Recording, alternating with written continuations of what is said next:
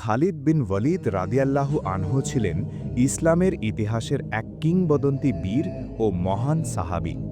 তিনি সাইফুল্লাহ বা আল্লাহর তরবারি উপাধিতে ভূষিত হন। তার অসাধারণ সামরিক কৌশল, দৃঢ় সাহস ও নেতৃত্ব গুণের জন্য তিনি ইতিহাসে অমর হয়ে আছেন। প্রথম দিকে তিনি ইসলামের বিরোধিতা করলেও পরবর্তীতে সত্য উপলব্ধি করে ইসলাম গ্রহণ করেন। ইসলাম গ্রহণের পর তিনি তার বীরত্ব ও মেধা সম্পূর্ণভাবে ইসলামের জন্য উৎসর্গ করেন। ৬২৯ খ্রিস্টাব্দে সংঘটিত মুতা যুদ্ধে মুসলিম বাহিনীর নেতৃত্ব গ্রহণ করে অসাধারণ কৌশলে শত্রু বাহিনীর মোকাবিলা করেন। তার সাহসিকতায় মুগ্ধ হয়ে মহানবী মুহাম্মদ সাল্লাল্লাহু আলাইহি ওয়াসাল্লাম তাকে সাইফুল্লাহ উপাধি প্রদান করেন। খালিদ বিন ওয়ালিদ রাদিয়াল্লাহু আনহুর নেতৃত্বে মুসলিম বাহিনী বহু গুরুত্বপূর্ণ যুদ্ধে বিজয় অর্জন করে।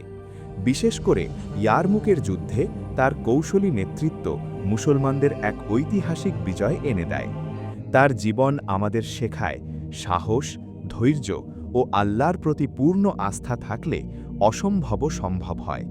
তিনি শুধু একজন যোদ্ধাই ছিলেন না, বরং তিনি ছিলেন দৃঢ় ঈমান, প্রজ্ঞা ও আত্মত্যাগের উজ্জ্বল দৃষ্টান্ত।